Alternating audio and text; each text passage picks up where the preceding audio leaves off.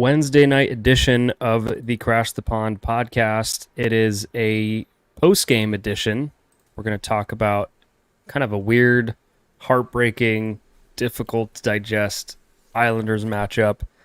But first, before we talk about this game, should point out that part of the reason this is delayed is because I had a little excursion into Southern California this past weekend. Jake thought I was going somewhere else with that. I thought you were going somewhere. I am not going to out you, and that's fine. That we will leave for the Discord. We will leave for the Discord, but yeah, saw some great folks on Friday at Docent in San Juan. Saw Jake, saw Luke, saw everybody. It was a great time. I'm very happy. Yeah, we with my foray. We played a little hockey in my backyard, aka moving or hitting lemons with hockey sticks as Luke was chasing us. And Luke just throwing his stick away every time you hand it to him. And trying to grab the lemons and throw them at us. As a 16-month-old does. Yeah, he did not show much interest in the actual game itself. He was more interested in throwing stuff. For a 16-month-old, being able to realize the stick and hit a lemon a couple times, I'll take it. He had his moments. He got his reps in. Yeah, exactly. Getting the shots in. At 16 months, they recommend maybe 1 or 2 hockey shots a day. It's as you get to like the 3 years that you start, 3, 4, 5 years that needs to get into the hundreds, right? Yeah, something like that. Yeah. Whatever Connor Bedard did. Yeah, exactly. But big shout out to everyone who showed up on Friday. That was a lot of fun, and hopefully we'll do more of those in the future. Yeah, maybe next time that you're in town, whenever that ends up happening. I will say these road trips where actually the part of the road trip where I was in your midst was probably the most restful, because once you get into the couch surfing, it gets a little tiring.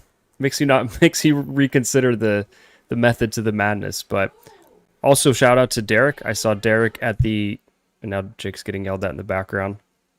But I saw Derek at Ducks practice on Saturday. I got to go to a Ducks practice. Ran into Brian Hayward. Got a picture with Brian Hayward. That was pretty amazing.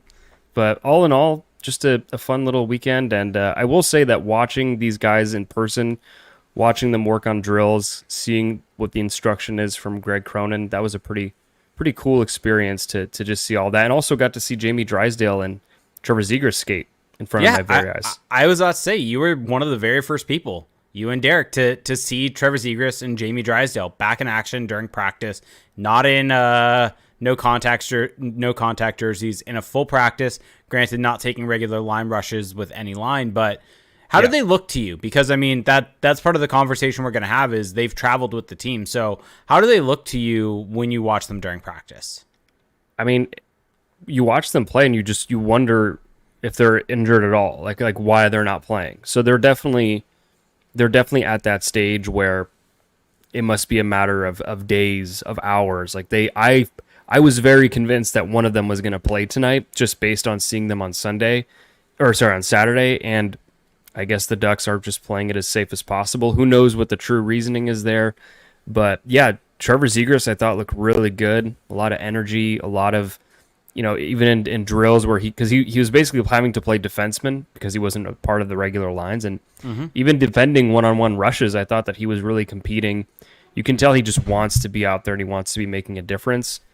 And then with Jamie Drysdale, watching him go through defenseman drills where they're working on puck pickups along the wall, down low, along the end boards in the corners. The skating is there. He looks as explosive, as quick, as agile as I've seen him, and so both of them look ready to go. I really just at this point it must be just a matter of they have to pass some sort of physical test. Who knows? I was very convinced that one of them was going to play tonight, so they must be very close. Well, and it also seems like with the way that Greg Cronin has kind of talked about the injuries, that there isn't necessarily a timetable for their return, that it kind of seems like it's muscular. It's not something that really has a set timeline, right? And that's pure speculation on my end with it being muscular. But with it not having a set timeline and it it kind of being in that realm. I feel like it's something where they're going to want to test it, push it in practices, see that type of stuff, see how the body responds, because the body, they may look great in that practice, but the body's not going to respond well the next day.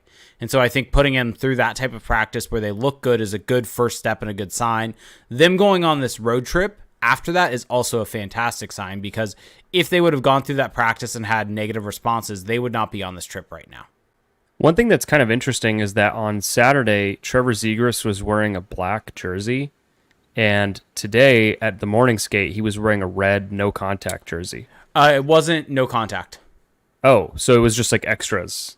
Correct, because Ross Johnston was technically that's the interesting thing. In line rush is not today. It wasn't today. It was yesterday when those pictures came out.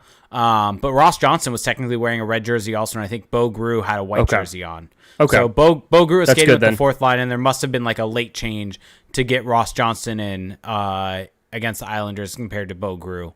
But yeah, so you could see, I don't think red was no contact. I think yellow, is no contact for how they've been doing it. Or actually, no, it's not, because on Saturday they had a regular line all wearing yellow. Okay. So Well, I don't know. Regardless, red was not no contact because Ross Johnston was wearing that jersey also.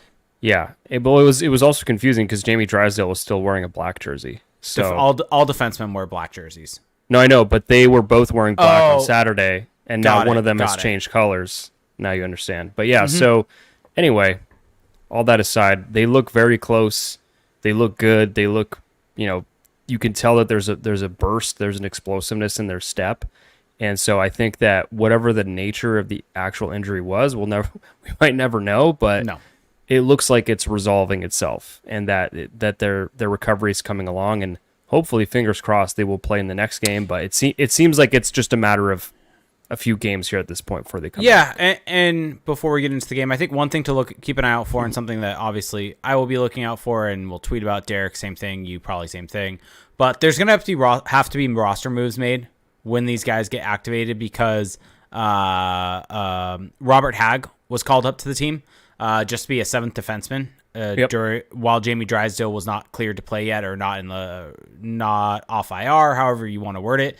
So Robert Hagg is going to have to be sent down before Jamie Drysdale can jump into the lineup, because they're currently at 23 forwards, or 23 players on their team. Or Mason McTavish will have to go on IR because he is not on IR currently for Trevor Zegras to come in. Essentially a roster move is going to have to happen for one of Zegras or Drysdale to jump into the lineup. Mason McTavish could hop in without any sort of roster move, anything like that. So just something to keep an eye out for. Do you feel like that's the likeliest option, is that they just IR McTavish?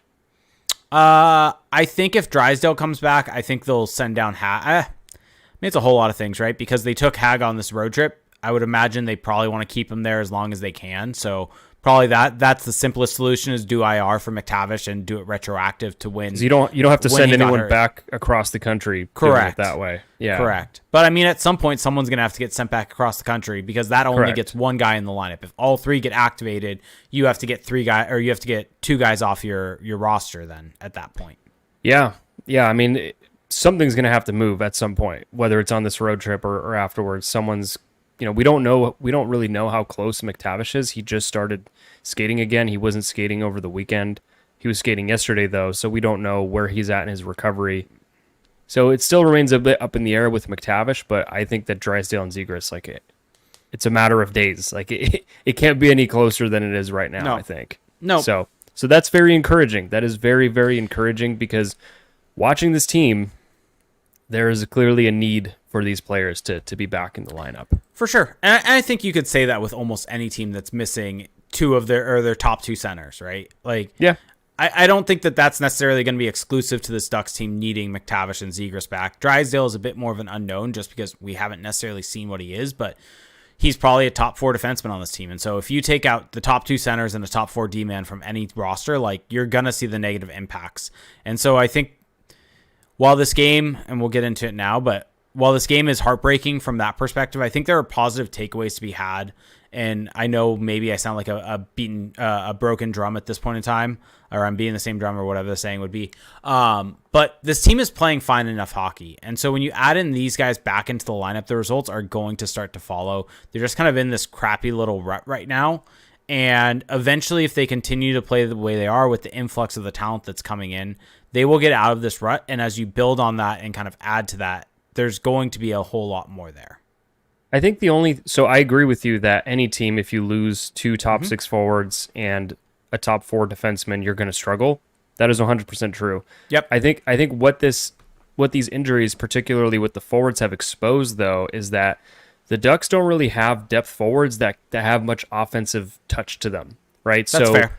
So if you look at the way they've built their bottom six tonight, it was McGinn, Carrick, Johnson, Jones, Henrique, and Silverberg. It's like, I understand that the Carrick line has been playing well as of late, and Henrique scored tonight, but no one's going to look at those six guys and think maybe there's a guy in there that can give you a little offensive pop while you're missing a Zegras, while you're missing a McTavish. Like, Brett Leeson is playing in the top six right now, and maybe he is that guy, but after him, there's just the way they've built this roster, there's a very clear delineation between we're going to have our star offensive guys up top, and then the bottom six is kind of crowded with grinders. And that's not necessarily a bad thing, but in a situation like this, it just comes to light a little bit more.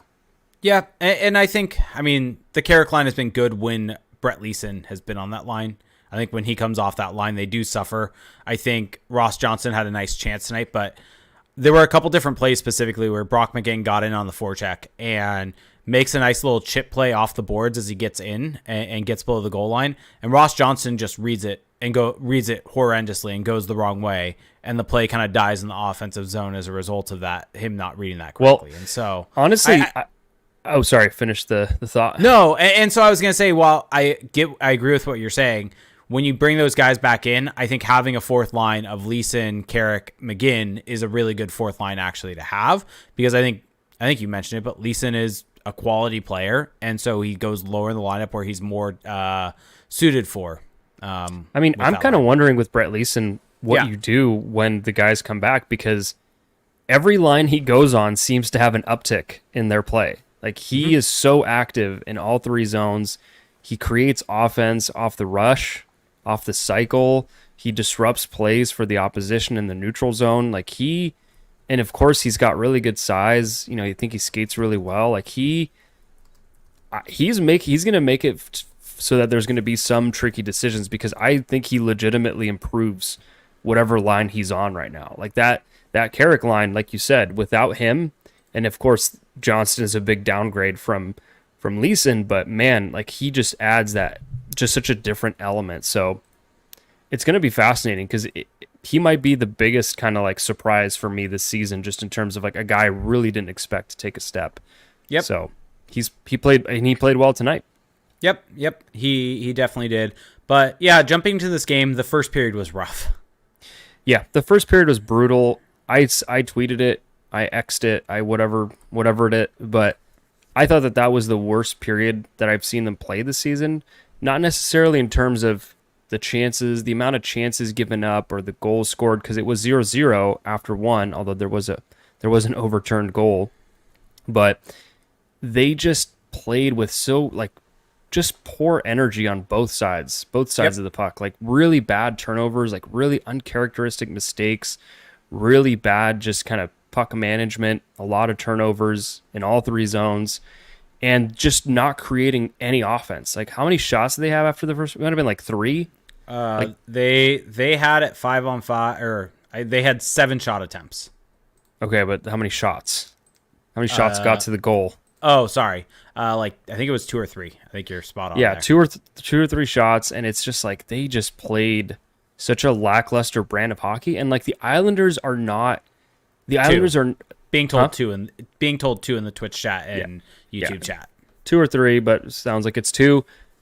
The thing here is that the Islanders are not the suffocating Islanders of years past. Like, they are not a good defensive team. Nope. If you look at the metrics, like, they are bottom third in allowing XG per hour, expected goals per hour. They're better. They're actually top 5 in XGF, expected goals for per 60 at 5-on-5, which I had no clue about. But it wasn't because of anything that, to me at least, it wasn't really because of anything that the Islanders were doing to them in the first period. It was just the Ducks kind of making a lot of dumb decisions and missing assignments, and luckily it didn't come back to bite them. Honestly, surviving that first period is what gave them a chance to Yeah. to win this game. Yeah. Yeah, they were not good in that first period. It felt like every single time they got the puck in their own zone or even got it out, it was just turning it over for the Islanders to come back. I guess if you want to have any sort of positive from that, is that they somewhat limited the Islanders in terms of getting any really high quality front net slot shots. Well, they did allow a big one, but it didn't count. Sure. Yes. Fair. Like that happened. And fair. also I should say that on that goal that didn't count, Jakob Silfverberg just completely lost his man on the weak side, and there were a number of veterans tonight where I was like, they're just making boneheaded mental mistakes that you would think a veteran wouldn't make.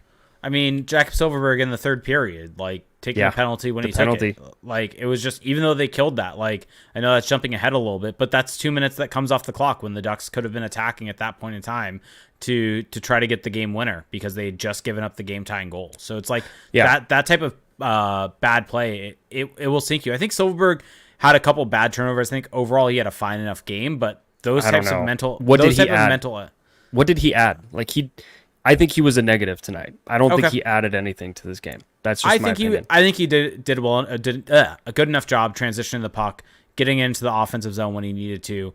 I don't think he's ever going to be a player that is going to drive offense in a significant manner, but I think he did a good enough job along the boards. I think he made a couple mental errors. That front net coverage was a bad one. The penalty was another one.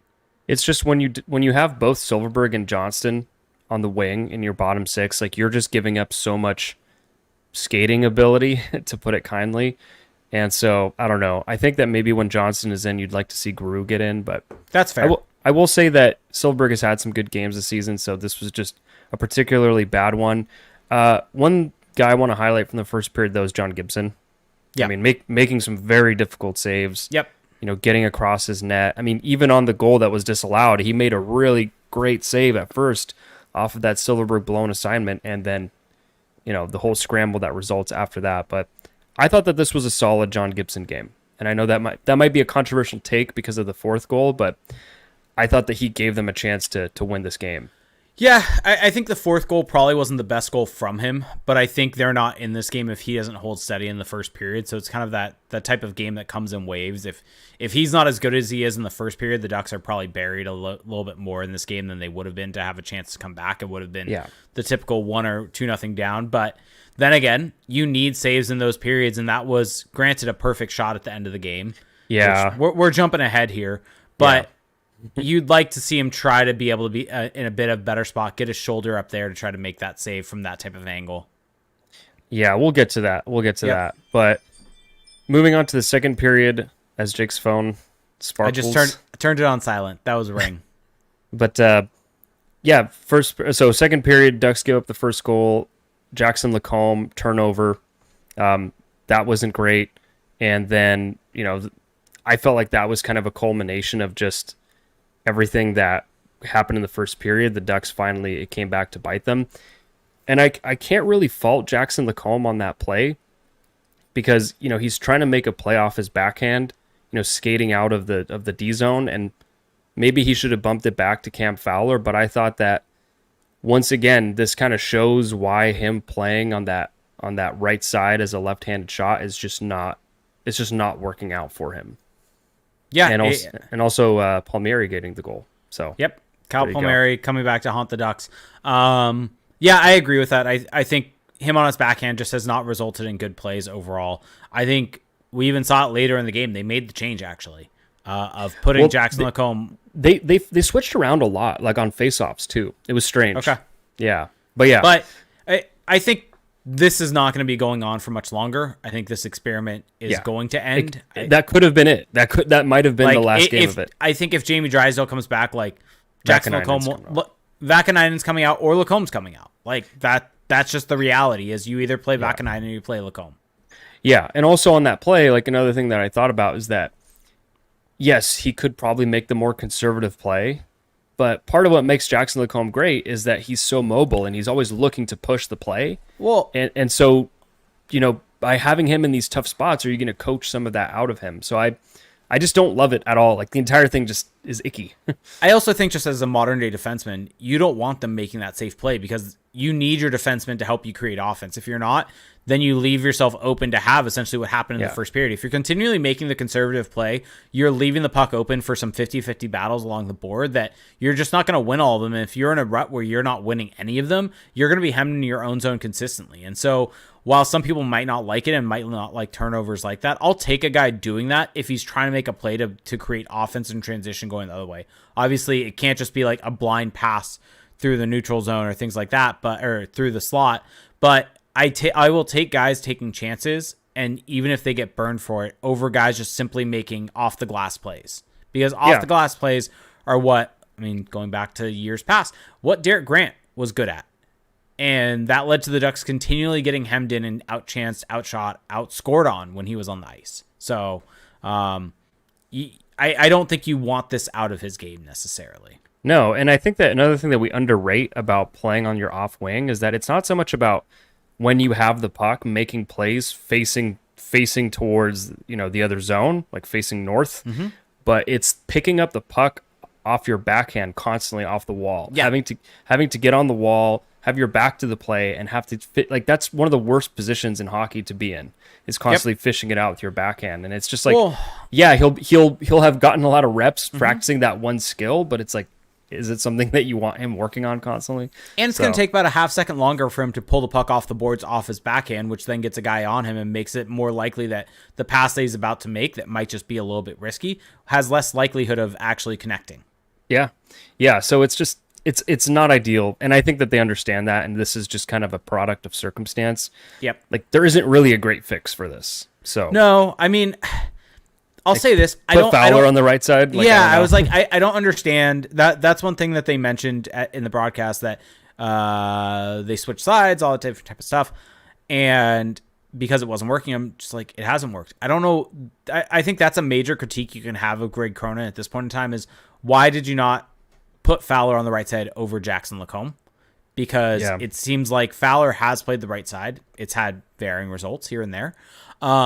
But I would much rather have a guy that's in his 30s, that has been in the NHL, been around, that can understand what's the right play to make there, going off his backhand, instead of a rookie who's trying to figure it out as he goes in the NHL, and have the rookie more being put in the spot to succeed. Because Cam Fowler, for all of the detractors, I think has been fine this season. Yeah, he's just been fine enough. Yeah. Like, he's not been bad. He's not been great. This is just kind of who he is. And so I think he's a player that would be much more suited to be put in that position than a Jackson Lacombe.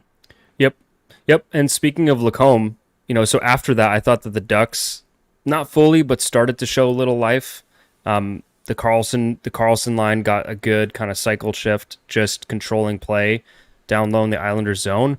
But then maybe the best scoring chance of the game for the Ducks, and this one didn't even result in the shot on net, but Jackson Lacombe driving down the left wing, by the way, left wing, but taking it all the way from his end, all the way down, and then hitting a perfect cross-ice feed, going really wide, all the way to Ryan Strome, who was driving the net, and Strome just, airmails it over the net. But that was probably their best, just like quality look of the game, I would say. Yeah, and on that play, you see Lacombe's instincts. Yeah, he jumps up in the play, has a guy on his hip, but creates separation and enters the zone, creates a 3-on-2 rush, and then makes a really nice pass to Ryan Strome. Yep, and then after that, unfortunately, the Islanders would double their lead 2-0. This was just another weird transition play where the Ducks just make a bad read, and it cost them a goal, basically. Like, it was so interesting because you see the Islanders bring it down the right wing, and that middle forward just basically took Lyubushkin out of the play. Like, he basically set a pick. So by the time the puck was coming across to the left to Zegras, I think it was, whoever number 53 is, it was a wide open. It was a wide open lane because Lyubushkin got taken out of the play. And that's just like I don't think that should be a legal play, but I don't think it actually is a legal play, but they allow it all the time. That middle lane drive. But the issue on that play is that Brett Leeson went to go pressure the puck carrier, who was already covered by Minchikov. So that left Zegras all alone on the other side.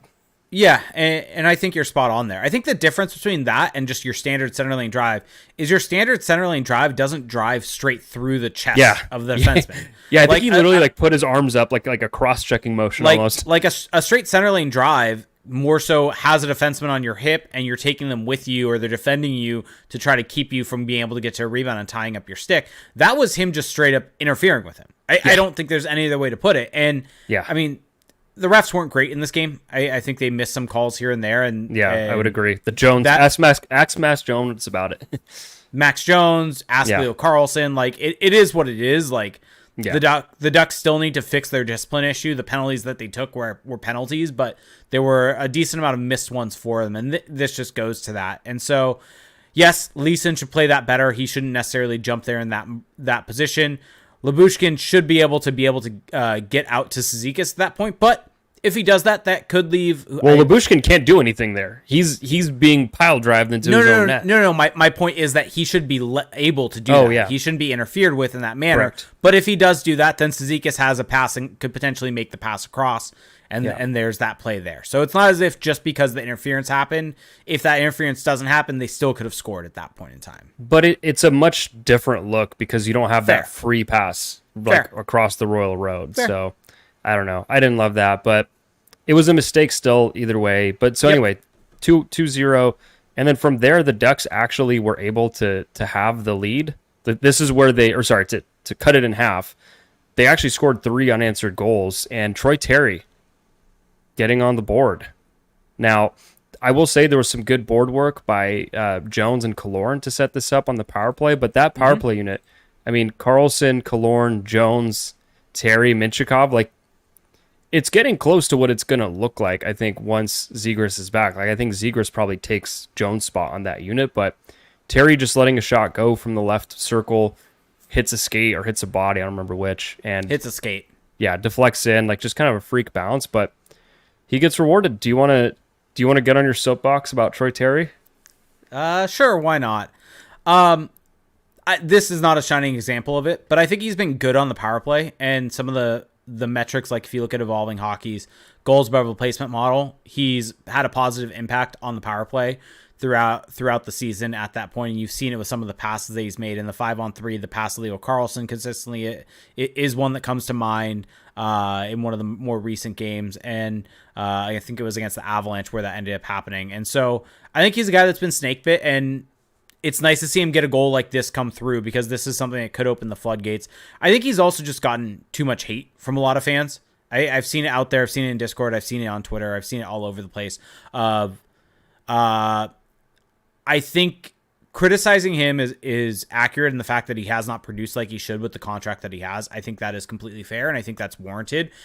But it almost feels like there's this over microscopic view of his play where every single horrible play he makes, which there's going to be bad plays, there's going to be turnovers in a game, is under a microscope. And it almost lends the analysis, it almost overshadows anything positive he does because he has that turnover here and there. And sure, there are games where I think against the Jets, he had a poor game. And he's not producing like he should. But it almost feels like the hate and the criticism has gone way over the top in terms of how he's actually played. Yeah, I mean, there's definitely a balance to be struck there where on one hand you can say he has not been as good as everyone expected. I don't think anyone expected him to be sitting where he's at right now. But on the other hand, he hasn't been a bad player. Like, he's still doing things out there that help his team. It's just now the expectation is a lot higher, the salary, and also not even, I mean, forget the salary, just his own track record. His own track record suggests that he's better than this. And so, you know, it can all be true. It can all be true that he has not played well enough, that he's also not this, like, terrible player. And so you just got to find a balance in when you're talking about Troy Terry. I mean, speaking of which, I just glanced at Twitter and I just got a pretty classic hateful comment on Terry in my reply. So it just goes to show, like people are going a little too far. Like, I don't think, like, I've seen some discussion of should he be benched or should he be sat for a game? No, like, this is still one of the best players. Even if he's not scoring, he's one of the players that's had one of the best impacts. It's also just not going to help. It's not going to help him to do any of those things. And I think it also overlooks, he's been good defensively. Like, he's been one of the better Ducks defensive forwards. And sure, he's not getting paid to be a good defensive forward. He's getting paid to score goals, but that is part of the job description. Something that he brings is being good defensively. And so I just think by having this over microscopic view, you're missing. Essentially, it's swinging way too far in the direction of this player does nothing when he's actually doing stuff out there. And and again, this is fumbled something my way through that, but yeah. No, I agree with you. And one thing I want to point out is that this is really, to me, the first time in years where he's really having to play in a true kind of structured game with, rules and just more structure. And so like watching him practice on Saturday, like I think that he is some of the stuff we see him struggle with in games, they are having him work on it in practice. Like just, controlling the puck along the wall, along the offensive blue line, in transition, making the right play. Like he is going to get there. And we see little subtle hints of it game in and game out. And it's going to get to a point where he'll have that foundation and then he can kind of explode again. So this isn't like a static thing where if he's struggling now, he's just going to keep struggling. Like he can still grow as a player. Yep. And there's something else I want to add to that. But before I get to that, let's have a quick word from our sponsors. So this episode is brought to you by 714 Tickets. The hockey season is here, and it's in full swing. And whether you're a diehard Ducks fan or just looking for a night of exciting sports entertainment, 714 Tickets has got you covered. But here's the best part. At 714 Tickets, they're not just about hockey.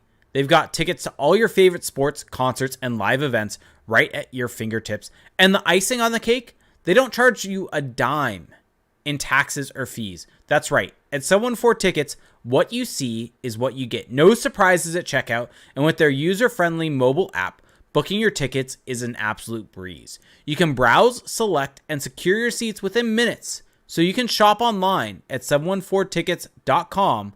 You can call 714 Tickets or visit their office located right in front of Honda Center, and you can get 10% off when you shop online using the code CTP. So thank you so much to 714 Tickets. Yeah. No, what I wanted to get to is actually, you and I had a fun little conversation on, what was that, Monday? When you were driving up and I was on a lunchtime walk. We basically did a podcast. We basically did a podcast. And that's right. This kind of moves nicely into the conversation that we had, though, on that phone call, was that it almost feels like Troy Terry is really missing Trevor Zegras. He is. Because you look at and I know that you've kind of banged the drum that putting Troy Terry with Mason McTavish, getting him away from Trevor Zegras. But I think this little stretch has shown that he's at his best when he's out and able to get into the rush. And he's able to have someone that thinks the game in the same manner that he does. And I don't think for as good as Leo Carlsson is, I think he plays the different style of game than a Troy Terry does. Here's what struck me. Okay. While on this drive, while on this long voyage back from Southern California, is that I was listening to the PDO cast and I forget who they were talking about. What was the latest episode? Who was the player they're featuring? It was Eichel and that's right. Because I listened to it because you told me about it, and that's right. You just texted me PDO, and I was like, "What does this mean?" And I listened. I was like, "How does this relate?" Yeah, and I was like, eventually he'll tell me. Well, so one point that Darryl Belfry made, which really kind of turned on the light bulb in my head about Zegras and Terry, is that Eichel has really thrived next to Jonathan Marchessault, and Eichel is a center who loves to play on the outside. He loves to set up from the half wall. He loves to, use his stick handling to really generate offense, and he's not really driving to the net.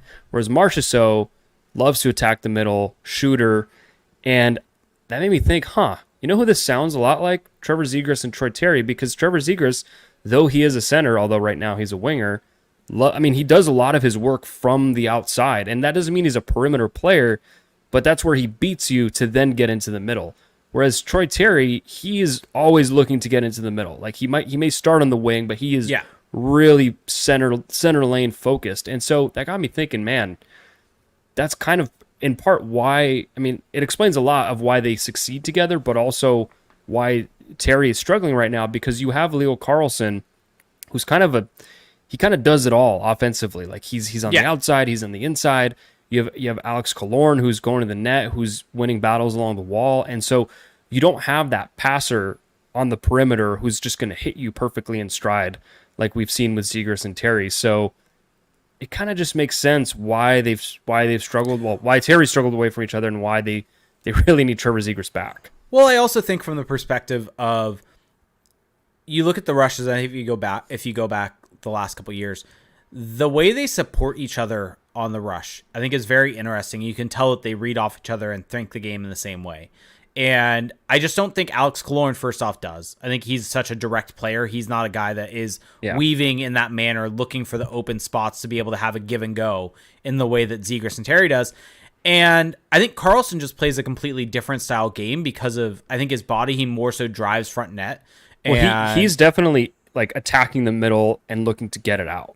Yeah. His kind of routes overlap with Terry's routes. And I think that's why they're not popping off together. Yeah. And so I think all this kind of leads me back to that.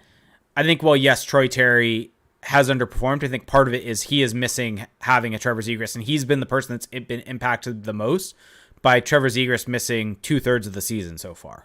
Yeah, this does make me kind of want to see them go back to like, duos almost. So like you have McTavish with Strome, and then you have Zegras with Terry and Karlsson with Killorn.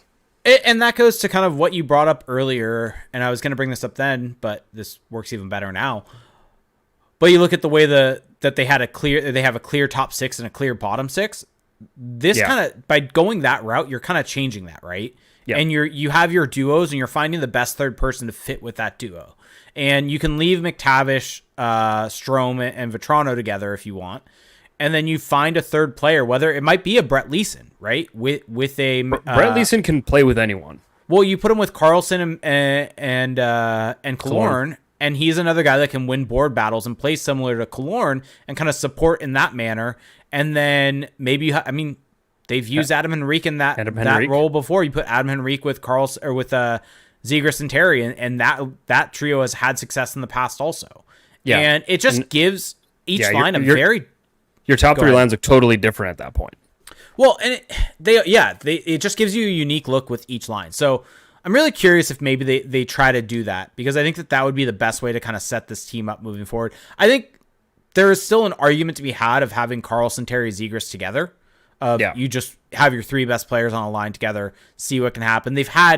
They had games where they were just absolutely dominant, where I want to see them together to see what they can do. The game in Arizona comes to mind earlier in the season, where they were just creating offense every single time they were on the ice and were never defending. And so you want to see that more. But I think there are a lot of options, but I think at the end of the day, where I come to is Terry and Zegras need to be together. Yeah. Well, regardless, Trevor Zegras needs to be on the ice with this team. But yeah, we'll see. We'll see what happens there. So that was all off of the Troy Terry conversation. But I think that was a good conversation to have. Yeah. No, well, because this is a decision they're going to have to make soon. And they seem very committed to having Zegras on the wing. And I'm not really here to kind of rehash that debate. It's just more so by him being at center, that's what this gives you for your lineup. Like that's the flexibility that it offers you. Well, also, there's going to be a game on the weekend where Karlsson is not playing. Yeah. Yeah. And so he might just play at center anyway by default in that game, if he plays, of course. Yep. Knock on wood. But yeah, going into this game, though, second period, again, John Gibson just making some really great saves. There was one on the penalty kill where he had to slide all the way across. And this is actually something that we have talked about on this podcast, where he didn't really challenge the shot that aggressively. And by staying in the blue paint, it made it easier to get across right to left, a shorter push, and he was able to just make the save on the one-timer. So, it's just John Gibson looks like a much better goalie this season overall. Yep. But really that second period to me was just, it was I should also talk about the goal. I don't think I talked about the Ducks' second goal. But yeah, Brett Leason making a great play.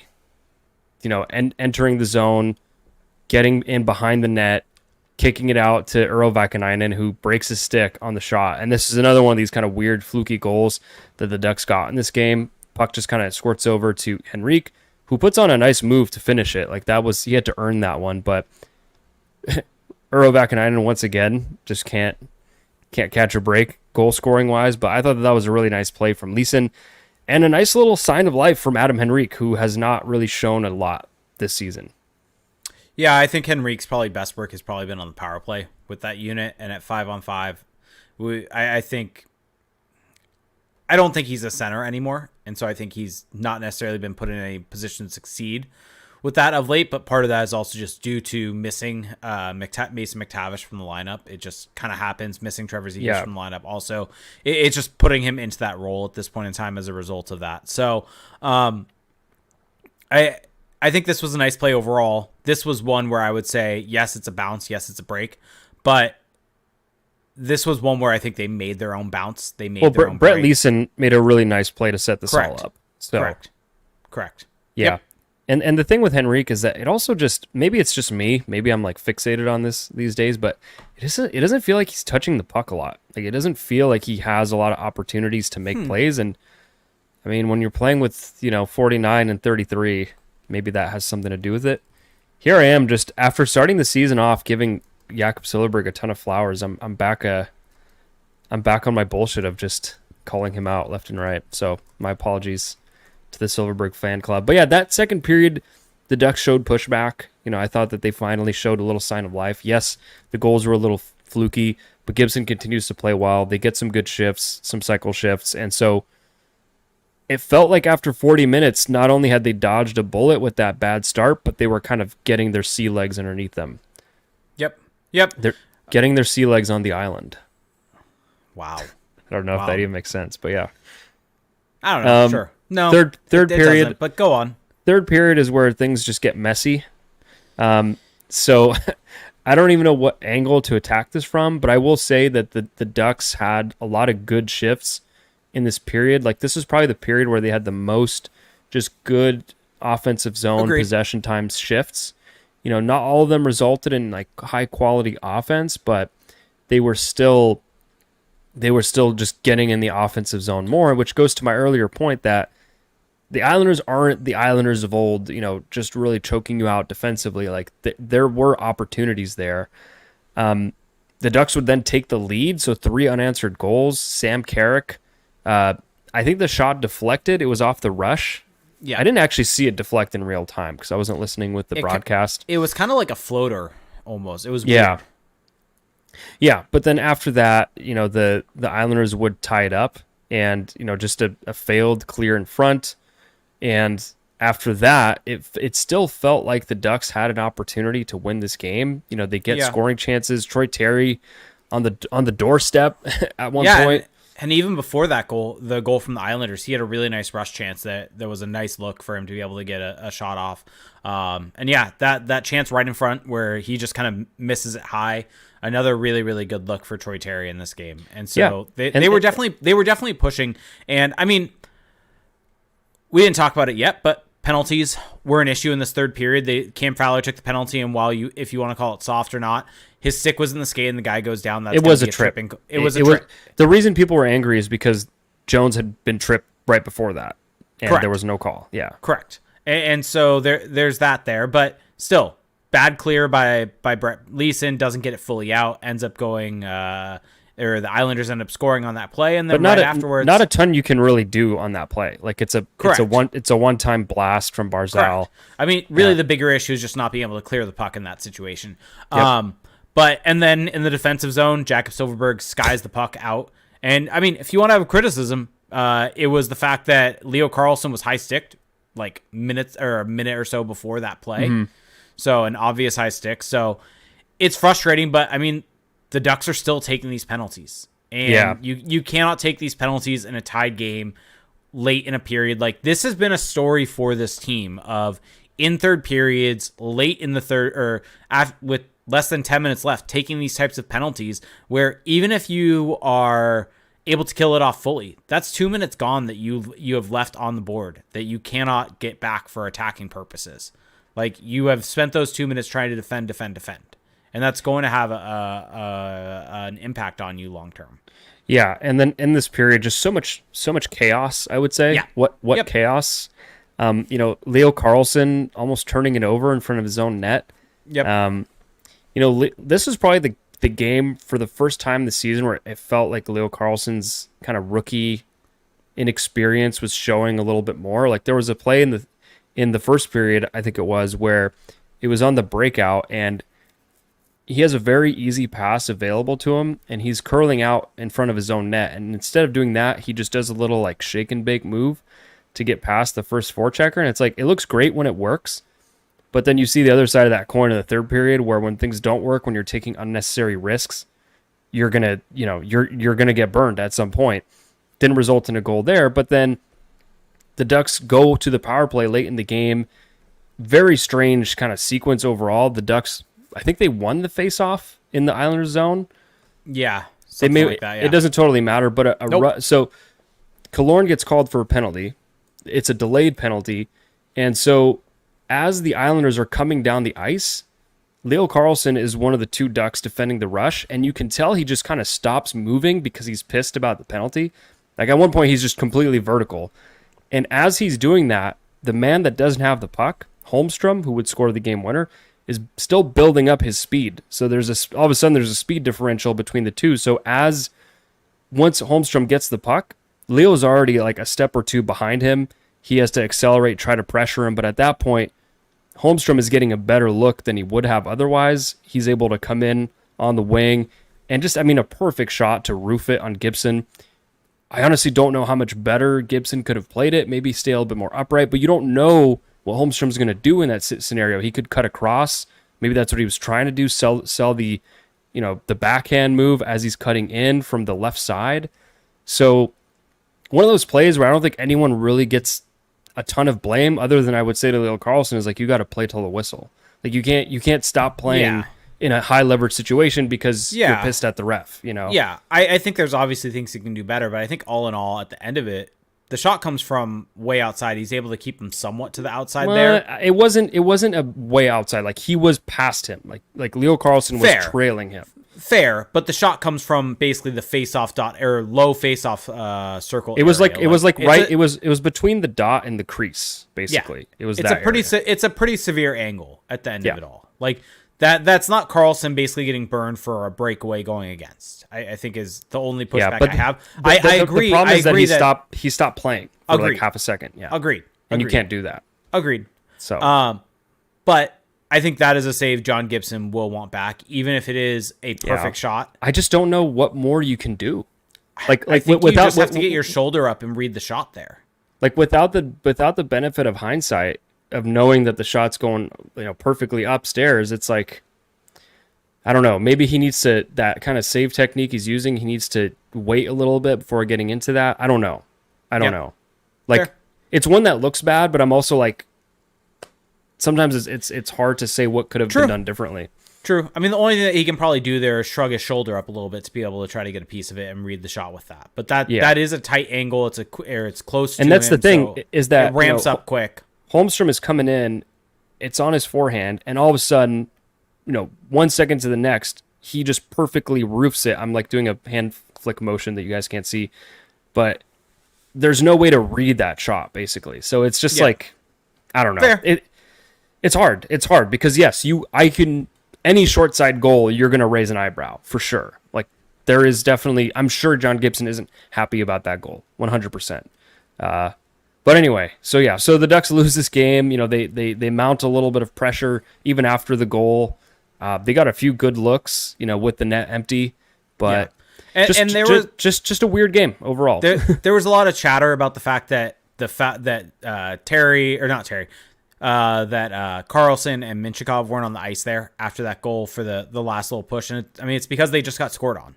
So that's why they went with the second power play unit. I don't think there's. Well, also Carlsson was on the ice, like with the net empty at one point. That was with like 5 seconds left. Yeah, but it's not like he didn't play. It's not like he got benched or anything. Yes, but there was criticism of the fact that it was like it was Fowler, Vetrano, Silverberg, those guys out there with goalie pulled in a 6-on-4 situation. But it's because the other unit just got scored on. Well, also like they got scored on, especially Carlsson, like in a way that wasn't. Like it didn't look good for him. Yeah. So like, I'm all for criticizing power play unit usage, but I understand why this one happened this way. Yeah, and so do I think the Ducks deserve to win this game? No. I mean, they played well enough to have a chance to win, but this isn't like the Chicago game where like they should have absolutely won. I think they played well enough in this game to get a point. Yeah, like that's what I'm saying. Like they had a chance. Like they played well enough to buy themselves a chance. You give them credit for the fact that they came back. You call them out also because of how poorly, like how just atrociously they started and how much worse it could have been. They weather that storm. They find a way. But then, mistakes, lack of discipline down the stretch cost them the game. So it's like they didn't do themselves a ton of favors either in this game. Yeah. And so that leaves the Ducks with the loss in this game. I'm trying to look it up, but it's 11 and 12. 11 of their last 12. Yep. And it's Losses, left kind by of the way, not wins. Yeah, it's left a lot of people wondering, well, crap, is this team actually this bad? Is this as bad as last season? What's wrong with this team? All these different types of things. And I think the one kind of thing I have to say on that, well, I have a lot of things, actually, not one thing. I should be clear on that. But Get that I think bag, that King. First off, you're hearing it from the coaching staff, you're hearing it from players, you're hearing it from all of them, is they understand that they're not playing horrible right now. And that's the correct assessment of this team.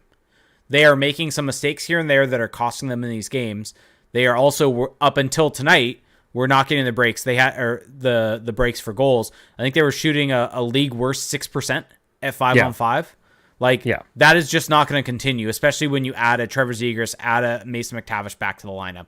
That's just not going to continue. And so they're going to get more of these types of breaks throughout their game, throughout the games, because they quite frankly haven't. You think back to the Chicago game where they did not get what they deserved in that game.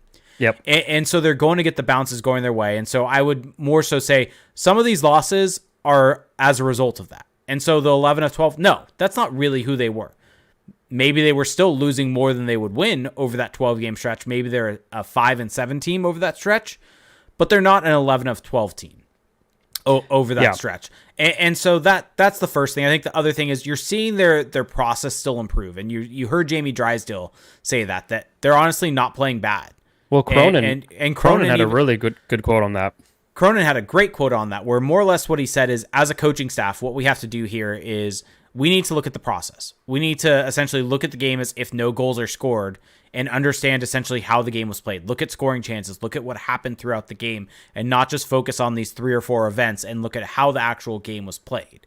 And he's like, if we do that, and this was during the losing streak prior to the win against the Avalanche, but he's like, if you look at that, we should have won some of these games. And on the flip side, when we were on the winning streak, we should have lost some of those games. And that just shows you he has his head on right and that he understands what's happening here. And that, especially with this team this season, the results do matter at the end of it all. But the process is the more important part because they need to get that right. And I've mentioned this a bunch, but you need to get that right with this team because that is what you build upon to have success long term. And even you look back to the Avalanche, right? They had that awful season, but Jared Bednar was probably instilling a lot of positive things with that team during that stretch there. And then the other thing kind of as part of this conversation is, oh no, it's last season again. Yeah. And that's revisionist history. Like you have to watch, like, if you think that this is like last season, just go watch any random game from last year. So I was curious. I looked at the game logs for this year and last year and combined them. And let's just say the bottom half of games from an expected goals perspective. So expected goals against perspective. How many of the games in those bottom 82 do you think are from this season versus last season? Bottom 82? So 80... I just took half of the games, basically, because there's 162 between the two. I'm going to say like 90% of them. Close. It's like 87%. Yeah.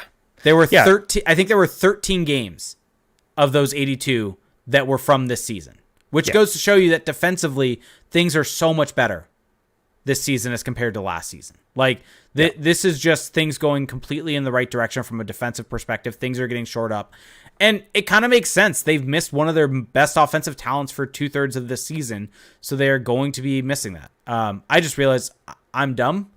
I did 82 when there has not been 82 games this season. Yeah, I was very confused by that number. Sorry, I don't know why I did that, but still, I mean, that makes it even more relevant is that 13 of the 82 games, which is almost the entirety of it because it's at 100 or so. It's striking the difference between this season and last season. Well, especially I think if you look just at the very kind of basic expected goals for versus against numbers. Like I think what's really hurting the Ducks more is just the fact that they're not generating much offense, because their expected goals against, they are bottom third, but they're 22nd. Like they're sort of almost outside of that bad range, and that has kind of gotten worse as of late. Whereas the expected goals for, like, they are well into that bottom third. And so I think that you can attribute that to missing a lot of offensive talent throughout the season, and especially as of late. So Yeah. no, they're not. And it's like, guys, like, are we really doing this? Are we really, really doing this? Like, I watched those games last season. You all watched those games last season. We're watching these games this season together. There is no way that you can sit here and honestly tell me that you honestly believe that this season is worse than last season, or that it's as bad. It's like, sure, it might be even more disappointing because you expected more. That's completely fair. And I think that's fair, that it's frustrating because they're in the games also. Like, so from a fan perspective, it's frustrating. But saying that it's last season all over again, it's just like, come on. No one honestly believes that when you actually watch the games.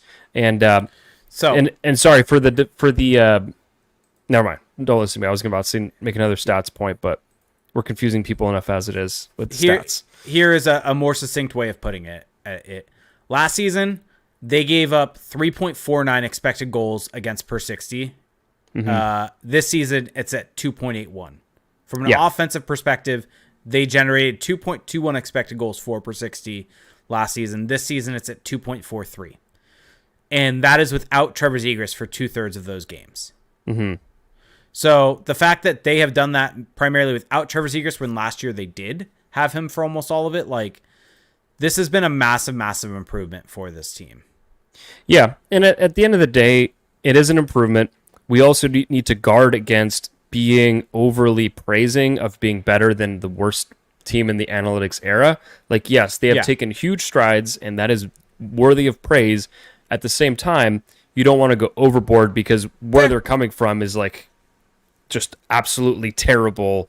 Like, no one has ever been this bad level. So, and also it's a different roster now. Like, there's a lot of differences. Anyway, we could go on and on. This season there's a lot of rookies, a lot of inexperience in the lineup. So, just a lot of different factors going into all of this. Yep. Yeah. But I guess the good news is I think they're slowly but surely climbing their way up closer to 50%. My whole thing is, it's just, I'm not really judging this team fully until they're healthy. That might not happen. Like, who knows if that'll happen at this point. I also think, this is just me personally, I'm not fully judging this team on the results. I think at the end of the season, you want to look at the results and hopefully it agrees with the process. But this season was never fully going to be about the results. Like, I think that they needed to probably win about 80, or have about 80 points 80 for this 80 games. No, have about 80 points for this to be considered a successful season. Maybe it's a little bit lower than that. Maybe it's 77, 78, but still, the biggest thing was getting them playing a better way, being more competitive throughout these games, having a better look. And Max Jones kind of had an interesting comment. I think it was yesterday. When the morale comment. Yeah, that it's like, I've never seen anything as bad as last season, or something like that was the quote. And this season's not even close to that. Because he said that they have he basically said, like, we're in these games. It's a different type of negative feeling, but we are in these games, and they are.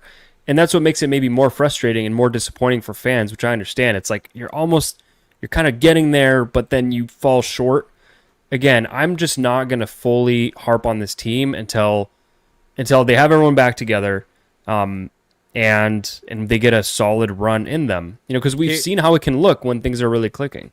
Here's the quote. It's definitely different. Last year, it was just really bad morale. Every game we were going into, I felt like we were just going to lose. Now it just feels like we're in every game. We're in it. That's kind of the one thing I think we need to keep our heads up about. We're starting to do the right things, but we just have to do it for 60 minutes. That's the one thing that separates teams, winning teams from average teams and losing teams. Yep. That's the next step that we got to take. And he's spot on there with that assessment, because they are making mistakes. Tonight, they had a bad first period. Like, that first period, quite frankly, should have done them in.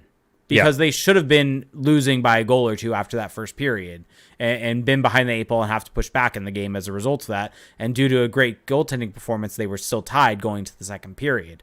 So they still need to fix that, but they are taking steps in the right direction. And also, like, it's again, I don't want to undersell how poorly they've played at times, because yes, there have been problematic moments, the penalties, the breakdowns defensively, all of that is true. But it can also be true that, development takes time. Progression takes time to really get there. Look at the Buffalo Sabres, who we all crowned as, oh, they're the young team that's going to take the next step this season, and look at them go.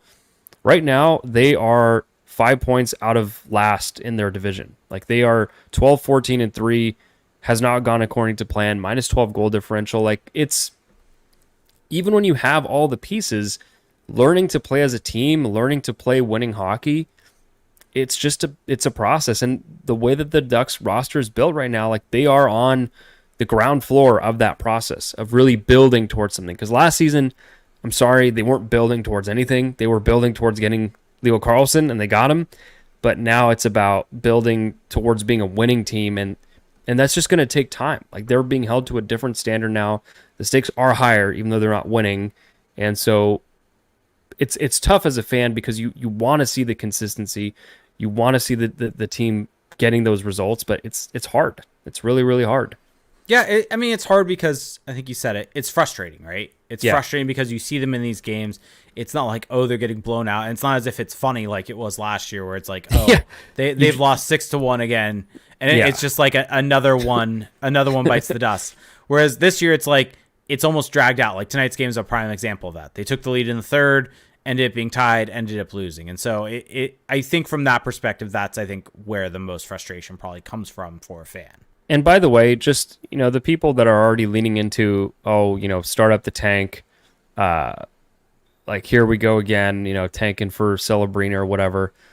Yes, currently the Ducks are last in the division, and I think because of this losing streak, it's unlikely that it's almost impossible that they're going to make the playoffs. But I wouldn't lean into that quite hard. So, I wouldn't lean into that quite hard yet. I think that once they get healthy, and even these games are losing, the games are competitive.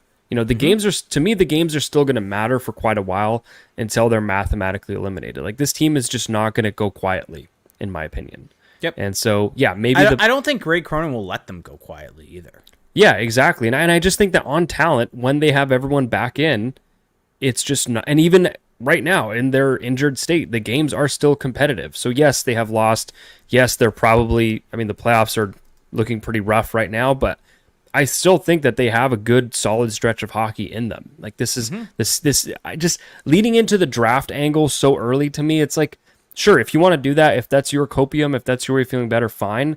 But I think that the season is still interesting enough to where I wouldn't go there quite yet. I'm still excited for every single game, because I think there's a whole lot that you can see from this team. You're not dreading the games like you were last season, where each game feels like a chore. Ugh. Yep. Yeah. All right. Want to get into questions? Sure. All right. So we're going to get our first questions from our Patreon Discord. If you go to our Patreon, patreon.com/crashpond, and subscribe at the $2 tier, or any tier above that, you get access to this Discord and can put questions in there, and we prioritize them for the show. So McTavish Terry Drumbanger said, is Brett Leeson more than meets the eye? Is he a top 6 winger in disguise? He's a top 6 winger right now. He's playing in the Ducks top 6. No, maybe I've already kind of answered it by the earlier comments, but he looks great. He's playing awesome. And yes, I think that when they're fully healthy, they can put him in the top 6, and I think it would be a good decision. Yep, agreed. Brad said, while I'm certainly excited for our future, I take the very high as number 1 prospect ranking with a pound of salt. With the exception of Zellweger and possibly Luneau, who's in the pipeline that can be considered a likely pro? I don't see it. He and Leo no longer count. So I think the important thing here to think about is, first off, with the athletic ranking, it was a 23 and under ranking that they did, which makes sense, because when you're looking at this and ranking the team, what do you consider a prospect? And that's the real question here, because there could be some teams that have a 21-year-old prospect that could become a pro. Well, the Ducks have that in Mason McTavish and Trevor Zegras and guys around that age, and they're not technically considered prospect, but they're on this team long term, and so they should be considered part of that future. So maybe not from the pipeline perspective, they're not there, but for this future, they are a huge part of that. And so you have to consider them even if they're not part of the pipeline. And then the Elite Prospects one came out, and that one did not include any of the guys that have been in the NHL, and that included Carlson, that included Zellweger, that included Luneau. But to get to the question about who's in the pipeline, I mean, Zellweger and Luneau are obviously there. I think Ian Moore has a really good chance. Is Ian Moore going to play for the Ducks, though? I mean, that's the thing, though, right? Is like, I think that this ranking should actually be considered a massive thing. And looking at the team, of the fact that the Ducks are 8 deep in terms of defense prospects. Well, here's the thing. So yeah, we were having this conversation today, actually, in the Prospect Talk channel on Discord. But yes, there isn't as much exciting offense in the pipeline for the forwards. Like, Leo Carlson is in there, or has made it. Yes, you have Yegor Sidorov going off right now. He's just scoring at a ridiculous goal per game pace. But the thing is, the Ducks already have those kind of blue chip forwards locked down in the NHL. And ultimately, yes, you would like more offense in the pipeline, but that's what matters most. And they got them. Leo, Trevor, Mason. And then on the blue line, look, Tyson Hines to me looks really good. Olin Zellweger. There's, Noah Warren, who made Team Canada. You talked about Luneau. They have some good depth forwards to me that could come up through the pipeline. Majadovic, Petra. Like, there's guys that are going to come through that I think are going to help supplement this group. So, yeah, yes, maybe there's not that true blue chip anymore like there has been, but that's because they're on the team now, and that's a good thing. So yeah, I don't agree with this comment, I guess. Yeah, I think that you can't necessarily you can't look at pipeline and ignore the guys on the roster, because essentially, what are you trying to do with this team, right? Or what are you trying to do by looking at this? You're trying to establish. But the pipeline is good, though. Well, no. But my point here is, by talking about future, by talking about prospects, what are you trying to do? You're trying to evaluate where this team's going to be in 2, 3, 4 years. What is the long-term trend for this team? And so by ignoring those guys, you're ignoring the major pieces, the guys that are in the NHL at 18, 19 years old, which are the best players on the team. And so any single team that is drafting high, they're 18 or 19. Like, if you ignore their 18 or 19-year-olds that are in the NHL, you're just going to have second rounders. Like, that's just not going to be this sexy type of player that is going to be guaranteed to be in the NHL. I mean, Pavel Mintyukov is 20, and he's in the NHL. Yeah. Like there are plenty of teams that may have, these sexy prospects that are 20 years old, not in the NHL. And the Ducks just so happen to have those guys in the NHL right now. I think there's also just a name brand, almost like fatigue or desensitizing going on with the Ducks, where it's like, we've been talking about Zellweger for so long that it's not as exciting as it used to be, even though I think he looks great right now. But anyway, I'm still very high on the pipeline. How many teams have the prospect pool on the blue line that the Ducks have? None. They're 8 deep. Yes, the Ducks don't have a true blue chip forward in the pipeline, but they've got them in the NHL. They're all in their primes. They're all still very, very young. Leo Carlson, I think, is still 18. So I wouldn't worry about the forwards. And they have a lot of young forwards in the pipeline who can come in and help. Like we talked about it earlier, like the issues in the bottom 6. To me, that can really change in the next 2 to 3 years if some of these guys actually hit. And they have a lot of them. So, not worried. Shaken Wing said, "Is it weird to put your own name and number on the back of a jersey?" No, do what you want. You paid for that jersey. Do what you want with it. Agreed. Yep. Dorian said, "Do you think Strome should have been suspended? Feels like knee to knee was accidental, yet social media is calling for his head." We didn't talk much about the Jets game. I think the 5-minute major was the correct call, which automatically comes with getting booted from the game. It's just the fact that Connor moved a little bit late, but it wasn't like a huge body change. It was from the shooting motion, and Strome just catches knee on knee heavy. I don't think I would have necessarily been surprised if there was a fine or a 1-game suspension, but I think probably the overarching thing there is that it didn't look intentional. It didn't look like he was trying to hurt him, and I think that probably played a factor in it. Also, the other thing to keep in mind is it is supplemental. Like, suspension is supplemental discipline to the on-ice call. I think probably may have played a part that this call happened early in the second period, so he missed basically 2 periods of the game. And so they probably viewed that as being the extent that it should have been. Maybe if it was late in the third, maybe he would have gotten a game. It's hard to really say, but I think probably the intent was may have played a part there in it. So I think he should not have been suspended. I wouldn't have necessarily been surprised if he was, though, I guess is the way I'll put it. Brad asks, I'm hearing less and less hype about Leo and Minty. Has the level of their play changed? If so, A, regression to the mean, or B, victim of the team's overall state? I think it's just the excitement, like the initial excitement kind of wearing off. I think that's all it is, because in the beginning it was so, it was so exciting. It was so fascinating that they were even in the NHL at all and playing this well, that now you kind of, that becomes your baseline and it loses its kind of pop. Like I still think they're playing great. I also think it's a result of them losing. Like, yeah. I think that's probably the biggest factor there. Brad sounds a little down and out about this team right now, judging by the questions.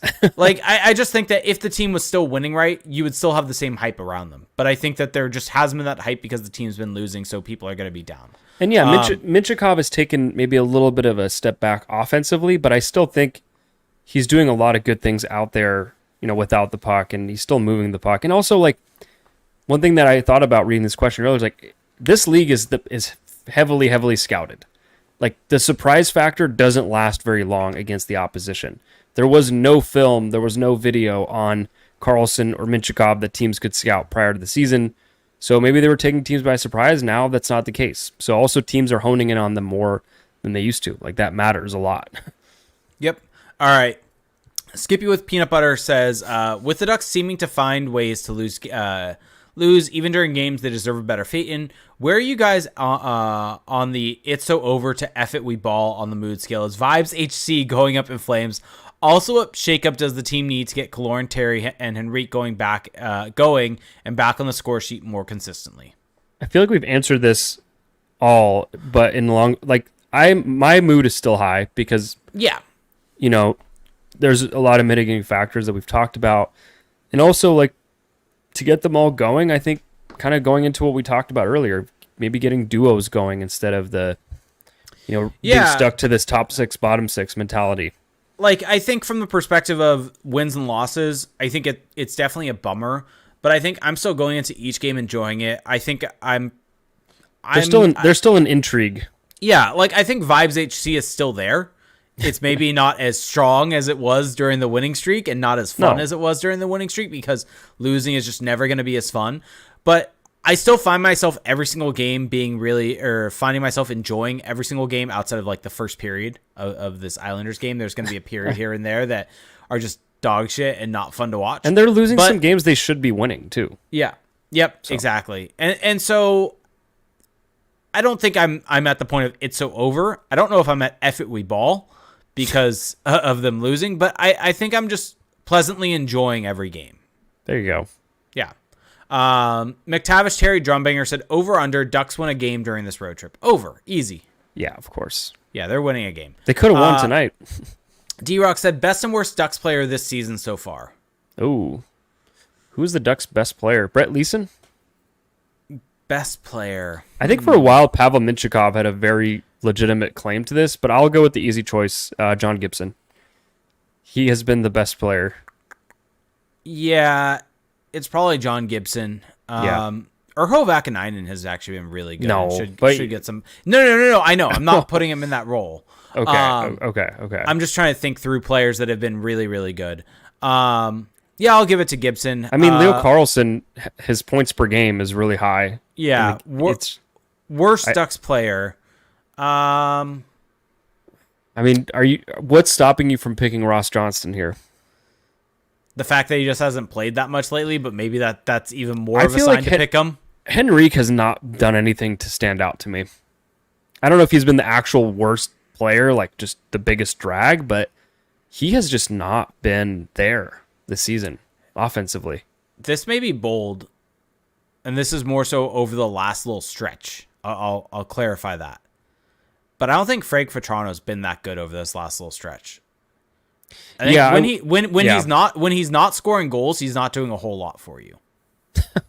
Well, the thing with him is that in the beginning of the season, it really felt like he was actually making plays. Yeah, that he was creating off the rush, in the cycle. And lately, it does feel like his puck touches are down. That he's not creating quite as much. But I also just think, You can't pick him for worst player. No, You just can't. It was just more so like cycling through the guys on the team. I think Ross Johnson probably would be that guy though. I think Henrique has been the most maybe disappointing. Maybe it's a cop out though, but Yeah. we'll go with that. Ken RC said, "Do we see Zegras break out once he's back, close to a point per game?" Sure. Yeah, I'll go yes. Doom Krauser said, "Let's say Cronin can ask for Bika Claus for one gift for Christmas. What's a reasonable addition to the roster that he can request?" This is a good question. I feel like just a solid middle six forward, like a middle six forward who can bring a nice two-way game, some offensive ability, just like not an all-star, but just someone to kind of bridge that gap between the top six and the bottom six. I mean, that's not where I'm gonna go, but there's someone that kind of fits that mold. Who? I think he's injured, but he's currently playing in San Diego. Forward. I can't think of anyone in San Diego who Pavel fits that. Regenda. Yeah, Pavel he's hurt. No, I know he's hurt, but I'm saying he kind of fits that mold of exactly what you just said. Yeah, I mean, I don't know when he's coming back. I don't know his timeline. Yeah. I also just think that the goals need him. like the goals just won a couple games, but they've had their own massive losing streak. But yeah, Pavel Regenda would be a good pick. Pavel Regenda is better than at least a couple players in this team right now. Yeah. Reasonable addition to the roster. I mean, I guess maybe that's the key. I don't think this is necessarily a reasonable addition, but adding another top six winger, younger top six winger, like that's what they need. So, Nikita Nestorenko? No. Goose asks, what do you think the D pairings will look like when Drysdale's back? Fowler, Drysdale, Lacombe, Gudas, and then I'm blanking on the third pairing. Minchikov. Labushkin. Yeah, there you go. Olafis Berserker said, in the spirit of the holiday season, what is a single gift you would give to the Ducks right now? Like a shot collar to where when you think you're about to take a penalty, Cronin can just buzz you. I think that would probably be the best one. Trevor Zegras in the line. Yeah. Okay, that's probably a better one. little less violent. The shot collar was creative. I'm impressed with that one. Duck Shaggernaut said, when are we allowed to start questioning how much ice time Cronin is giving Cam Fowler? And by questioning, I mean criticizing Cronin. When are we allowed to start? I mean, no one is stopping you from doing it. I have done it on this podcast. This question is criticizing it, to be fair. I think that it's totally fair and apt to call it out. Yeah. Yeah. All right. That's it for questions from here. So Twitch, YouTube chat, if you have questions, throw them in. I see there are a couple there. But if you're listening on your favorite podcast services, you can find us at twitch.tv/crashpond, where if you have Amazon Prime, you get one free Twitch Prime gaming sub each and every month. It helps out more than you can imagine. So please send that over our way. You get special emotes in the chat, special badges next to your name. Or if you want to just follow us there so you can know when we go live, you'll get notified then. Or if you're listening to this and you have a YouTube account, and let's be real, everyone has a YouTube account. Go to youtube.com/crashspawn. Subscribe to the channel. You can also monetarily support us by, I think that there's subscribing in a certain way there. There's super chats, things like that. If you give us a super chat, we will read that right away and prioritize that instantly. But like our videos, subscribe to the channel. We're trying to really make some pushes over there. So we have this question. We have two from this Mohamed Zegras. Question, Celebrini? Man, I will say, if the Ducks somehow got Macklin Celebrini this year, that would be massive. Massive. If the Ducks could get some lottery luck going their way. Yeah. Like if they finish, not that low, but they somehow jump up, that would be ideal. I would feel really bad for the Sharks, though, if that were to happen. Don't feel bad. Macklin Celebrini is from here. He's from San Jose area. Like I still won't feel bad. I mean, no, you shouldn't feel bad because it's all random. But yeah, if the Ducks got Macklin Celebrini, like they have to be good next year. Like they have to be good very soon because it's just too much talent to not be good. So yeah, Mohamed Zegras said, "Is Jacob Perreault still someone with NHL potential?" Ooh, well, I just watched the goals game. My answer is I don't know. Okay, how do we define potential? I will say that he flashes high-end offensive skill, no doubt. Like, he's added layers, he's added some playmaking, but the other side of the ice without the puck is the one where I have all sorts of questions. Like, there are times where, like, controller disconnected moments is what I'll call them, where he's just like, it looks like he's almost not trying, or he's just confused and doesn't know where to be. So I'm going to check back in with him later down the season, because I think he's working out a lot of bad habits. I don't want to judge him too harshly right now because of the disaster fire that has been San Diego, but yes, he still has NHL potential. Yes. Odog81 said, do you guys still wish the Ducks took Marco Rossi over Jamie Drysdale? I remember you guys being high on him during the 2020 draft. Oh, well, thank you for remembering. I feel like, over the years, we kind of dig our heels into whether it's the draft or certain things. Like, we have these strong takes, these strong kind of narratives that eventually have to come to an end because they get resolved. And it feels like, all right, we got to start over now. And the Marco Rossi one, who the Ducks were to draft at number 6 in 2020, maybe because we had more time on our hands, who knows, for talking about it. But I was the Marco Rossi drum banger. You were 100%. I mean, he's playing well right now. 16 points in 26 games so far this season. Like, he's had a nice comeback. He's a guy that I think really got hit hard with COVID, right? And that really knocked him out for a bit, and put his career a little bit on the back burner. But it seems like he's starting to come into his own. In terms of what my answer is yes, by the way. Yes. I think my answer is yes. 1,000% yes. It's funny because it's still almost as much of a question mark right now as it was back then. Because I don't think so, though.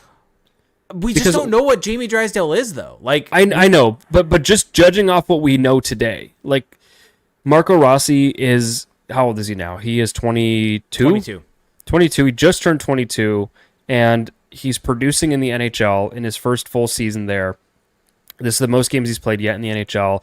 Before that, he was almost a point per game in the AHL. He was close to it in his rookie season in the AHL. Like, he's progressing very nicely, and he is exactly the kind of player that the Ducks could use in their lineup right now. Just a really good, solid playmaking forward. Especially when you look at the depth of talent the Ducks have on the blue line now. Yeah, that's the thing. Jamie Drysdale is like almost like a, he's a guy that it's great to have him, but it's almost like a luxury because of how much defensive depth that they have. But to your point, though, it is fair to say that, well, we still kind of don't know. Yeah. But let's assume that Jamie Drysdale really gets to where we think he can be. I would still rather have Marco Rossi. That's just my opinion. Yep. All right. That's it for questions, but we've got shit show questions if you want to do them quickly. Oh, wait, is that all for questions? I feel like I saw some more earlier, but maybe not. There may have been some earlier. It's hard for me. If you had a question and we didn't get to it yet in the chat, just throw it in again. Throw it in. We'll get there. We're going to go to shit show questions from Discord now, though. This is going to get silly. McTavish Terry Drumbanger said, how is it possible that Reindeer and #Gelix can sing the Pokemon theme song, but not know who #Celebi is and how relevant he is in this year's upcoming draft? Well, it's Celebrini, right? That's why. Yeah. That threw me off. P-Blaster in the chat saying Caden Gooley better than Drysdale at this point. I would agree with that. Also a little biased, but you're 100% biased. But watching Caden play on a night-to-night basis, hard not to agree with that. Hard not to. D-Rock said, what will happen first? Arsenal or Spurs winning the EPL title or the Ducks winning the Cup? I don't know what that question means. Probably Arsenal or Spurs winning the EPL title, to be honest. Who are those people? Wow. San Antonio Spurs? Is that what you're talking about? Wow. Daniel Me asked in our YouTube chat, so what is going on with looking better this year but getting none of the close wins? You do believe we are what our record tells us? ? I don't think the Ducks are a 10-18 team on talent on how they've played. I also don't think that how they've played warrants like an amazing record. It's somewhere in between. They've gotten a little unlucky. They've also had some really dumb stretches within games, within periods that have cost them. And some dumb penalties, yeah. And also, they're just not healthy. It's such a dumb kind of reductionist answer, but I understand that injuries will happen to every team. But for this team, losing Trevor Zegras, losing Mason McTavish is massive. Well, massive. It's not just that injuries do happen, but how often does it happen where your two top line centers get injured? Yeah, right? How often have if Austin Matthews and John Tavares both were hurt? Yeah. Like the Leafs are probably in better shape than the Ducks are because Nick Suzuki and Sean Monahan. Yeah. Yeah, like, I agree. You still have William Nylander and Mitch Marner, but like that is still a massive hit for any team to lose your top two centers or top two players on your team. Like that is going to cause an impact. And just to be clear for everyone who might be raging right now, Jake isn't saying that Trevor Zegras is as good as Austin Matthews. Just that in the pecking order of this team, correct. They are very important, and losing them again, the way that this team is built. Losing offensive talent up top really, really hurts. And I think it's a good sign, honestly, that they're in these games even without those players. Because again, it's a drum that we keep banging. We are the drum bangers of this take. Is that like they just as of late they are just not really generating a lot of offense. It just looks like the Jets game was bad for that. It looks so laborious for them to generate offense, and it's like I promise you, I'm no hockey expert, but it doesn't take Scotty Bowman or a legendary coach to say that once Trevor Zegras and Mason McTavish are back in this lineup, things will look different. If they can continue to play defensively the way that they've played lately, overall, like they've had some flaws here and there pop up, but the overall play has been good defensively. Good enough. And then add in those players offensively, the results will start coming and really push this team forward. So yeah. There's that. Jesse4509 said, will Jake choose happiness? And now we're back to shit show questions, to be clear. Will Jake choose happiness and trade his Angels cap in for a Dodgers? No, I will not choose happiness. Oh, one thing I wanted to say about the Ducks, though, is that you know how you often hear hear about teams saying that they have to outscore their defensive woes?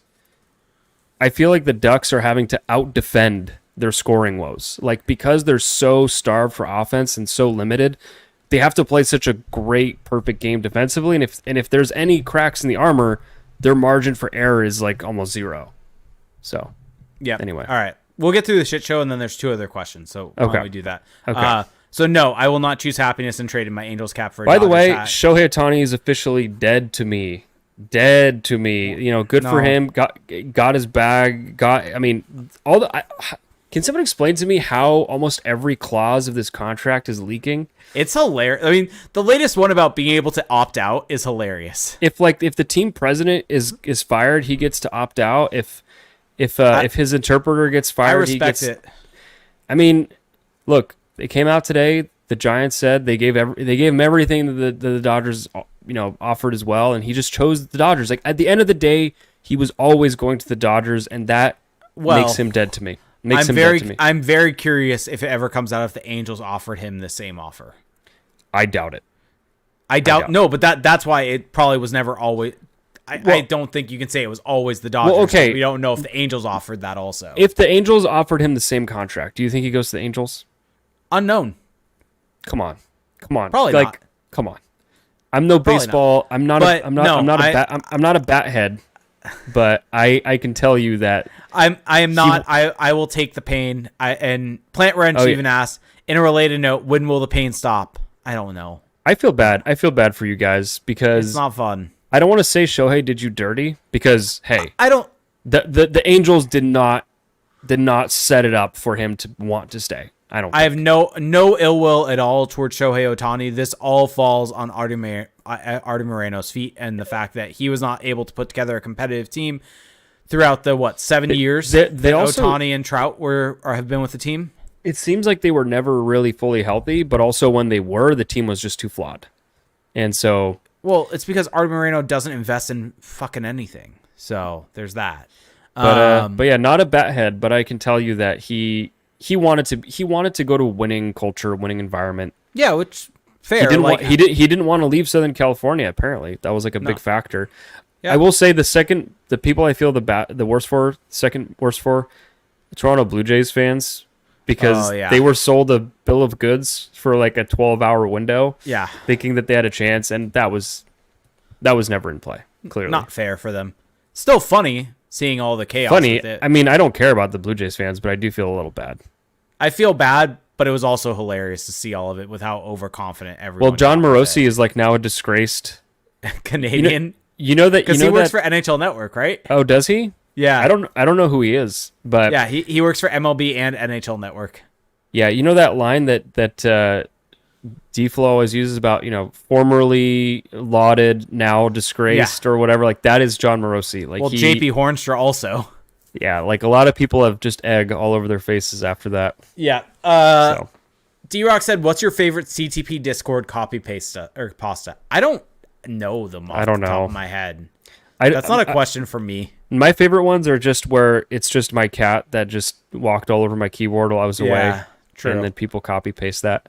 Lou said, "Favorite beer you had at Docent the other night?" Ooh, That hazy IPA. that was That really was good. so good. Yeah, shockingly good. So good. Like tropical. Oh, it was so good. I want Yeah. more. Detective Apple said, "How does one get out of a maze?" Why was he texting us, messaging us from a maze? Just leave it at that. Olaf is Berserker said, "Does Lou need to be investigated for using ChatGPT for his bad food takes?" They're just so bad that they must be from an AI. Yeah. So All right. P Blaster said, "Did you guys see Zegras playing D during the practice?" So Felix actually mentioned this already. It was just due to kind of the guys out there and how it worked out with him being back in practice and not taking regular line rushes. yeah, Danielle Me said, "Can we also have a real conversation about Fowler? He doesn't seem solid this year. So many mental errors." I'll let you kind of handle this one because I've kind of said I think he's been fine. yeah. I mean, I see the point. Like he has made uncharacteristic mistakes. There have been times where Yeah. I am kind of WTFing at the screen, but I also don't think he's been awful. I also think he's playing too much. I also think he's on a pairing with a guy who's playing on his off wing, and that's just going to hurt the cohesion overall. So on balance, has he been good enough? Maybe not up to expectation, but has he been bad either? No. He's just kind of somewhere in that middle. He's been like I think if you had to like equate him to like quality of like a pairing, he's been a second pairing defenseman, which maybe you could say is not good enough based upon the amount that he's being paid, but he's not had a necessarily a negative impact on this team. Guess he's not been a liability for this team. No, I don't think so. So I think that's the distinction to make there. Odog81 said, "Do you guys like cider? If so, what's your favorite?" I'll drink it here and there, but it's not a go-to for me. Yeah, there's the one that they sell at all the grocery stores. I forget the name of the There's brand. like the pear Golden cider. State. Oh, I think it's called Golden State cider, something like that. I'll never forget when I went to Vancouver, they had like a specific cider that they poured over ice. And I don't remember what it was like. Whatever one, it had its own glass, everything like that. The best cider I think I've ever had, though. And I Interesting. don't remember the brand of it at all. Oh, you'll love this. Gabe Velarde, 4 points in his He's first good. game back against the Kings. He's good. Yeah, well, I think the Kings are doing okay. Sure, but I think Gabe Velarde is going to be better than Pierre-Luc Dubois. Also, can we stop demonizing putting ice in beer? Can we not demonize that? That's why would what? Just throwing that out there. Throwing that out there into the Okay. ether. I'll let Discord come for you. Please don't demonize ice and beer. What if you're on a plane and you get served this warm ass beer? What are you supposed to do? Just drink it warm? Yeah. Like the people in the British Isles? No. Let's let that simmer and let's get out of here. Okay. Well, on that note, thank you for listening, everyone. This was a blast. Hope I wish we had a better game to talk about. I was really confident that we would with the returners, but that just didn't happen. Sometimes life gives you lemons, but I think that we made sweet lemonade out of it. Not the kind of lemonade that apparently killed someone recently. Have you seen this? What? There was like a teenager or someone died from drinking this lemonade from Panera because it has like 300 milligrams of caffeine plus like a bunch of sugar plus a bunch of other stuff. Why does lemonade have caffeine? It has a crap ton of caffeine and it has a bunch of sugar, and it's just like apparently someone died. Yeah. So, Wow. and anyway, why Thoughts did I and say prayers. that? Why did I say that? Oh yeah. Yeah, so we were given lemons by the hockey gods and we made lemonade, but not the bad kind. So, is it called Energizer lemonade? That's Appa, never mind. It can't be true. He's still in a maze. Anyway, thank you for listening, everyone. If you want to help support the podcast, there's a few really easy ways for you to do so. The number one, though, check out our Patreon, patreon.com/crashthepond. For $2 a month, you get access to our patrons-only Discord server. It's a lot of fun. You can connect with other diehard Ducks fans there. as Salem the Black Cat joins us on screen. She's about to squirm out of your arms very soon. There she goes. So that's for $2, and then for $7.50, $8, can't remember which one, you get access to the Discord channel, plus 2 bonus podcasts, and plus bonus player breakdown videos. There's actually one that was just uploaded today, Olin Zellweger. This one was a lot of fun. I really like doing the AHL ones. It's also 40 minutes long, which to me is a good thing because you just get a bunch of content. That's all at patreon.com/crashthepond. You can also leave us a rating and a review on Apple Podcasts. If you haven't already this year and you want to give us a Christmas present or a New Year's present, it would mean a lot to us personally if you just left a review to end the year. It just takes a couple minutes, but we love hearing from you guys, and also it helps the channel grow. You can leave us feedback, subscribe to us on Spotify, subscribe to our YouTube channel, videos up there, podcasts, player breakdowns, everything you need. Find us on Twitter, X/formerly Twitter, whatever they call it. We're on Blue Sky and Threads also. I'm posting more there also now. Are you? I am. Okay. Anyway, I have some thoughts there, but I'll leave those.